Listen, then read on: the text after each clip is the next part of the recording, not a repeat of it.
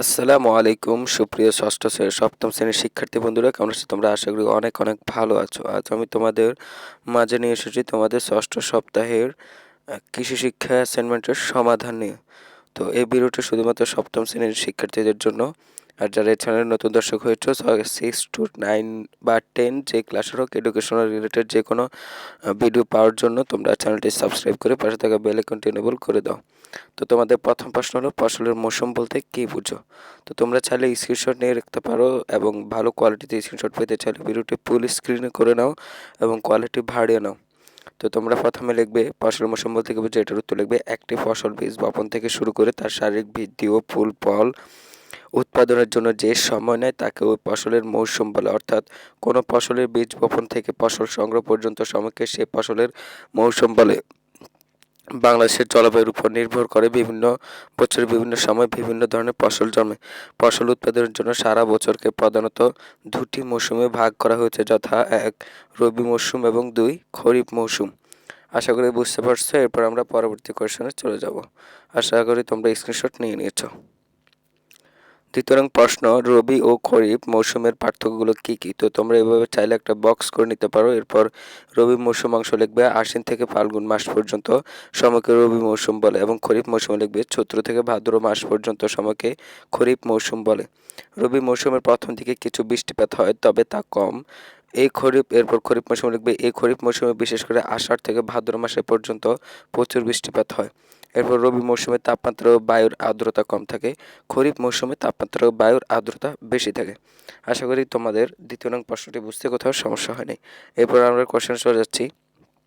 ৩ মুরগির দেহে অত্যাবশ্যকীয় পুষ্টি উপাদানগুলো কী কী? মুরগি পালনে মুরগির খাদ্য হচ্ছে অত্যাবশ্যকীয় অন্যতম প্রধান বিষয়। বসত বাড়িতে মুক্ত বা ছাড়া পদ্ধতিতে পালন করা মুরগির খাবারের বর্জ্য ঝরা শস্য পোকামাকড় ইত্যাদি খেয়ে জীবন ধারণ করে, তাই এরা পরিমিত সুষম খাবার পায় না। তাই মুরগির পরিমিত সুষম খাদ্য নিশ্চিত করার জন্য পুষ্টি উপাদানগুলোর দিকে লক্ষ্য রাখতে হবে। তো আমরা প্রথমে এনেছি ১ শর্করা। শর্করা মুরগির দেহের জন্য অত্যাবশ্যকীয় একটি পুষ্টি উপাদান। তাই মুরগিকে শর্করা জাতীয় খাবার যেমন গম, ভুট্টা, চালের কুড়া, গমের ভুসি ইত্যাদি খাওয়ানো প্রয়োজন। আশা করি তোমরা স্ক্রিনশট নিয়ে নিচ্ছ। এর পরের অংশে আমরা চলে যাব। ২ পানি। মুরগি প্রচুর পরিমাণে পানি পান করে, তাই মুরগির খামারে পানির ব্যবস্থা রাখা খুবই গুরুত্বপূর্ণ, তবে বিশুদ্ধ পানি মুরগিকে খাওয়াতে হবে। ৩ আমিষ।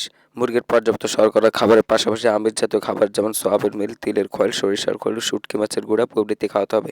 ৪ ভিটামিন। ভিটামিন সমৃদ্ধ খাবার ও শাকসবজি মুরগির দেহের জন্য খুবই গুরুত্বপূর্ণ, তাই মুরগিকে পর্যাপ্ত পরিমাণে ভিটামিন জাতীয় খাবার খাওয়াতে হবে।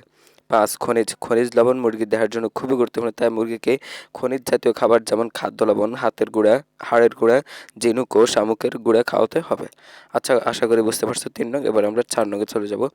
মুরগির খামারে খাদ্য ও পানি কেন গুরুত্বপূর্ণ? উত্তর লিখবে মুরগি পালনে মুরগির খাদ্য হচ্ছে অত্যাবশ্যকীয়। তাছাড়া মুরগি প্রচুর পরিমাণে পানি পান করে, তাই মুরগির খামারে খাদ্য ও পানি দুটোই গুরুত্বপূর্ণ। এরপর তোমরা স্পেস দিয়ে লিখবে মুরগির খাদ্য উপাদানে পর্যাপ্ত পরিমাণে শর্করা, আমিষ, খনিজ লবণ, স্নেহ ও ভিটামিন জাতীয় খাবার থাকা প্রয়োজন। সুষম খাবারে মুরগির দেহে প্রয়োজনীয় পুষ্টি উপাদানগুলো উপস্থিত থাকে।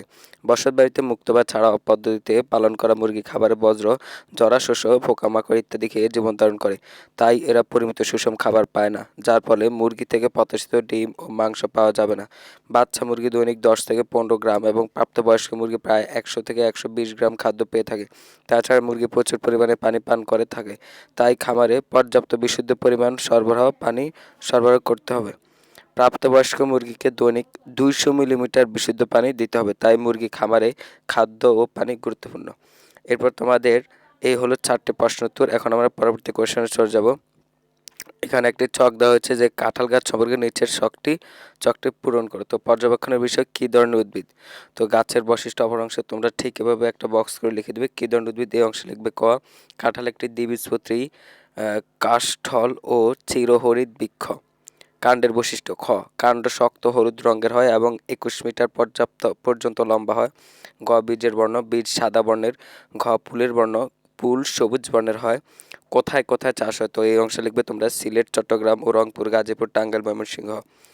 চ কেমন মাটিতে চাষ হয়? পলি দোআঁশ বা অল্প লাল মাটির উঁচু জমিতে কাঁঠাল চাষ ভালো হয়। তো এই ছিল আজকের আয়োজন। আশা করি ভিডিওটি ভালো লাগছে। ভালো লাগলে লাইক, কমেন্ট এবং বন্ধুদের মাঝে শেয়ার করো। আর অবশ্যই চ্যানেলটি সাবস্ক্রাইব করবে এবং পাশে থাকা বেল আইকনটি এনেবল করে দাও। তো আজকের মতো বাই বাই, টাটা।